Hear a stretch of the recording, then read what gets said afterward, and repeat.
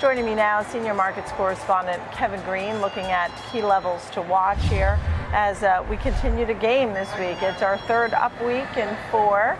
Some of your thoughts. Good morning, Kevin.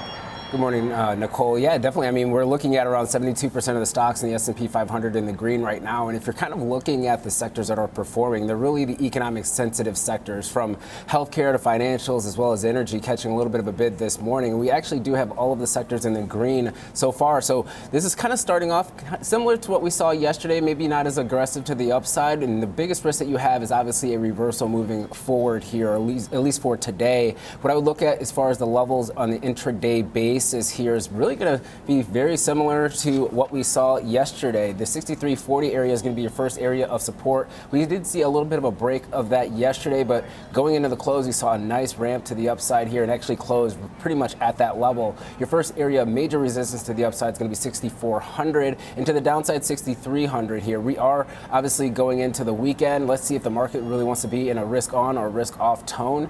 Traditionally, we have seen maybe a little bit of turbulence on Fridays, but today it seems like we're trying to kind of claw back maybe some of the losses that we saw over the last couple of weeks or last week or so, and we're pretty much sitting at around that half gap to the upside here for that major candle that we had to the downside about a week and a half ago. So overall, we're holding up pretty well. You like to see the sector participation. We just need to hold up and not see any type of failure like we saw yesterday, especially given the fact that we had a weak 30-year auction. That was really one of the bigger catalysts that we saw for yesterday's drawdown.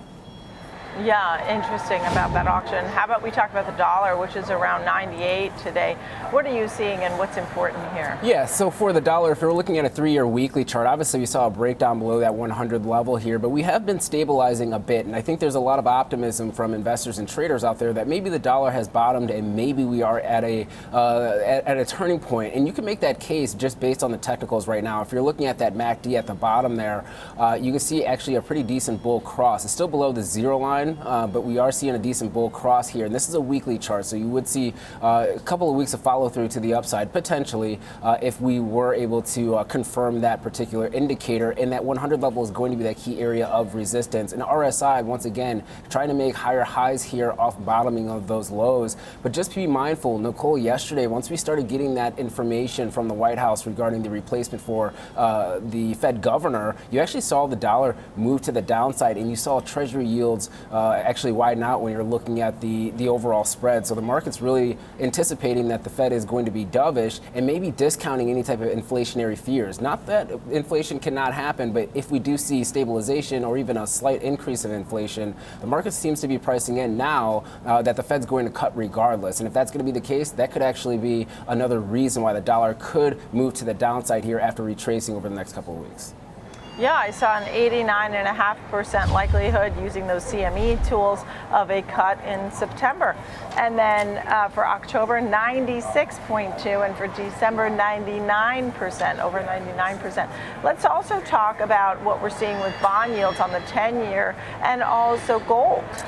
Yeah, so we talked about the gold trade yesterday, kind of that the potential breakout. We did see a closing high for gold if you're looking at the open outcry settlement. And now we are looking at this comparison between gold and the 10-year Treasury. And the reason why I bring this up, you can have another bull case for gold moving higher here. The 10-year looks like it may have bottomed out at around that 4.2%. Kind of talked about that re-rating as far as the Fed being potentially dovish, being priced into the market here. And you did see the longer end of the curve kind of move higher as the shorter end, the 2 years and anything that's shorter than that, actually saw a decent little bid. And so if the 10 year is actually going to continue to move to the upside here, you could have that be a strong catalyst for gold actually continuing to try to break out. So a very interesting correlation. We have seen this technical setup before, and let's see if we're going to have some follow through here, just given the environment that we are in and the economic data that we're going to have over the next couple of weeks. All right. Kevin Green, wonderful to see you on this Friday. Thank you so much. We'll catch you later. Thank you, Kevin.